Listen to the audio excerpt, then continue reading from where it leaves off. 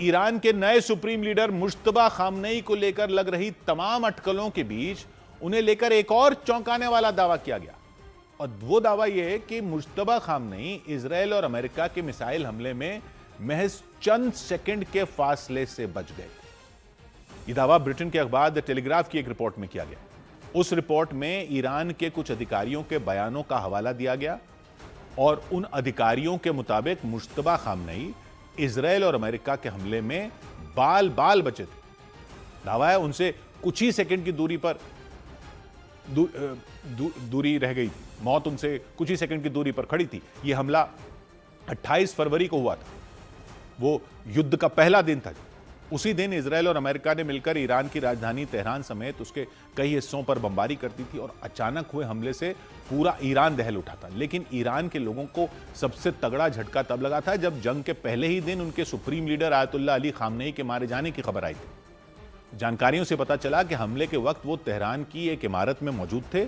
उस इमारत के नीचे जमीन में बंकर बना हुआ था। दावा है कि आयतुल्लाह अली खामनेई जिस इमारत में मौजूद थे वहां उनके बेटे मुश्तबा खामनेई के अलावा परिवार के भी और भी कई लोग मौजूद थे। इसके अलावा ईरान की IRGC सेना के कुछ अधिकारी भी वहां बैठक के लिए पहुंचे थे। ब्रिटेन के अखबार द टेलीग्राफ की रिपोर्ट के मुताबिक बैठक से पहले ही अमेरिका और इजराइल ने वहां जबरदस्त हवाई हमले कर दिए थे। इतना तगड़ा हमला था कि आसपास की इमारतें भी ढह गई थी और जिस इमारत में आयतुल्लाह अली खामनेई थे वो तो बंकर समेत बर्बाद हो गई थी। हमले में आयतुल्लाह अली खामनेई, उनकी बेटी और दामाद के अलावा कई लोग मारे गए।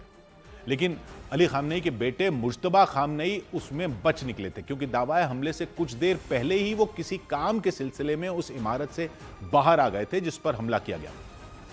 ये दावा ईरान के कुछ अधिकारियों ने किया, ऐसा रिपोर्ट में बताया गया। टेलीग्राफ अखबार के मुताबिक उन अधिकारियों ने बताया कि जब हमला हुआ तो मुश्तबा खामनेई हमले वाली जगह से कुछ ही मीटर की दूरी पर थे। बताया गया इमारतों पर मिसाइलें गिरी तो उनका मलबा हवा में दूर तक फैल गया था और मलबे की चपेट में आने से मुश्तबा खामनेई को हल्की फुल्की चोट जरूर आई, लेकिन उनकी जान बच गई। बाद में उन्हें ही ईरान का सुप्रीम लीडर बनाया गया। लेकिन उनकी सेहत को लेकर अलग अलग तरह के दावों ने जोर पकड़ लिया, क्योंकि युद्ध छिड़ने के बाद मुश्तबा खामनेई को एक बार भी सार्वजनिक तौर पर नहीं देखा गया, ना ही उनका कोई नया वीडियो सामने आया। इस सबके बीच कुछ मीडिया रिपोर्ट में दावा किया गया कि अमेरिका और इजराइल के हमले में मुश्तबा खामनेई बुरी तरह घायल हो चुके हैं। उनका एक पैर काटे जाने तक की बातें कही गई। अमेरिकी राष्ट्रपति डोनाल्ड ट्रंप ने बताया कि उनके कानों तक भी मुश्तबा खामनेई को लेकर तरह तरह की खबरें पहुंच रही हैं। A lot of people are saying that he's badly disfigured. They're saying that he lost his leg, one leg, and he's been hurt very badly. Trump ने उन अटकलों को भी खारिज नहीं किया जिनमें मुश्तबा खामनेई के मारे जाने की बात कही गई। उन्होंने तो यहां तक दावा कर दिया कि ईरान में वहां की जनता की अगुवाई करने वाला कोई नेता बचा ही नहीं है। They have no leadership. The leadership is gone. But then they set up a new leadership to go and name a new leader, and that leadership is gone. And now they think maybe the sun is gone. अमेरिकी राष्ट्रपति ने तंज कसा कि और Iran के बड़े नेताओं की मौत को अपने लिए परेशानी की वजह बताया, क्योंकि ट्रंप के मुताबिक ईरान की हालत ऐसी हो चुकी है कि उससे बातचीत करने के लिए भी वहां कोई नेता नहीं बचा। इधर इजराइल ने अपने पड़ोसी देश लेबनान के सैदा शहर को खाली करने की चेतावनी जारी कर दी। ईरान के साथ जारी जंग के बीच इजराइल ने लेबनान के सैदा शहर के दक्षिणी इलाके को खाली करने की नई चेतावनी जारी कर दी। इजरायली सेना ने दावा किया कि उस इलाके में चरमपंथी संगठन हिजबुल्लाह के कई ठिकाने मौजूद हैं और वो उन ठिकानों को तबाह करने के लिए अभियान शुरू करेगी। ईरान ने दावा किया कि अमेरिका और इजराइल के हमलों की वजह से राजधानी तेहरान में 12,000 इमारतों को नुकसान पहुंचा। दावा किया गया इनमें कुछ इमारतों की दीवारें टूट गईं, जबकि कुछ इमारतें धराशायी हो गईं।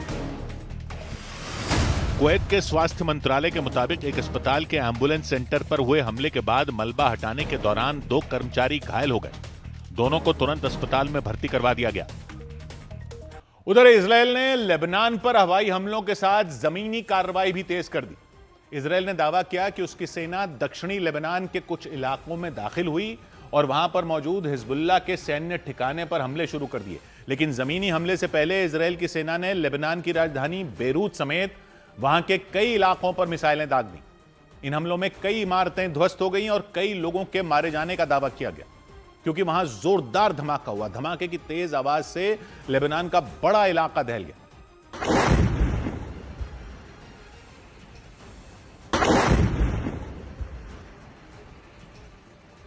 भीषण धमाका हुआ। भीषण धमाका होते ही अपने मकानों में मौजूद लोग घबराकर भागते हुए दिखे। कुछ ही देर में सड़क के पास धुएं ने कब्जा कर लिया। थोड़ी देर में सड़क के पास बनी कई इमारतों को धुएं ने अपनी चपेट में ले लिया। लेकिन इस बीच वहां एक और बड़ा धमाका हो गया।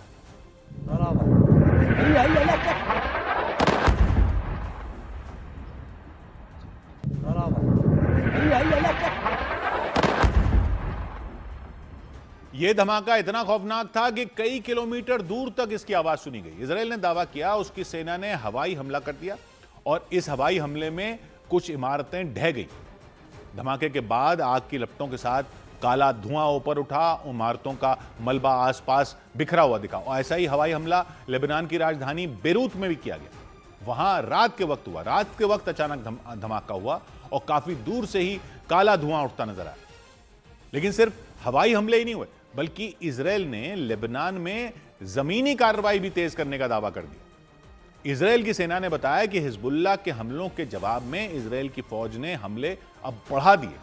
बताया गया इजराइल की सेना दक्षिणी लेबनान में दाखिल हो गई और वहां पर मौजूद हिजबुल्लाह के ठिकानों को नेस्तनाबूद कर दिया।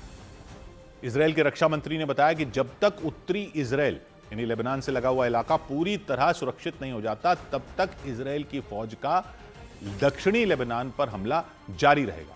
उत्तरी इजराइल के कुछ इलाके लेबनान की सीमा के नजदीक हैं और बताया जा रहा है कि उन इलाकों को सुरक्षित करने के लिए ही इजराइल की सेना ने जमीनी हमले भी शुरू कर दिए ताकि उन इलाकों में रहने वाले लोग अपने घर लौट सकें।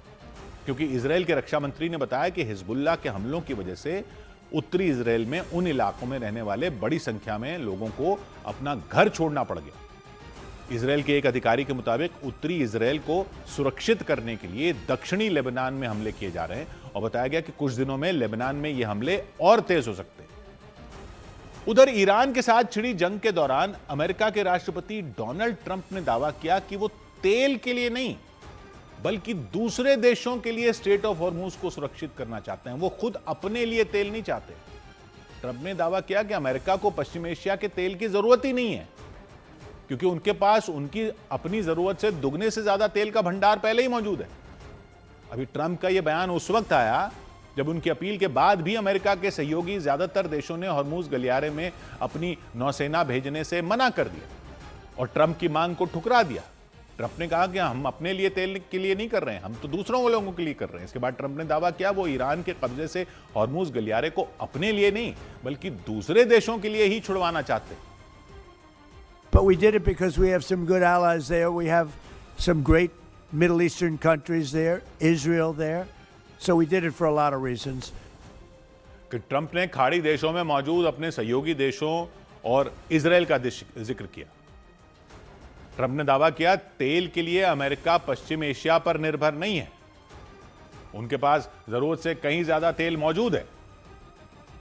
We don't need oil. We have all the oil we need for ourselves. It's one of the great assets that we have. We have more than double what anybody else in terms of oil production. Donald Trump ने कहा पूरी दुनिया में कच्चे तेल की supply के लिए हॉर्मूज गलियारे का खुला रहना बेहद जरूरी है, इसलिए उन्होंने वहां लोगों को, नेटो को कहा कि सुरक्षा प्रदान करें।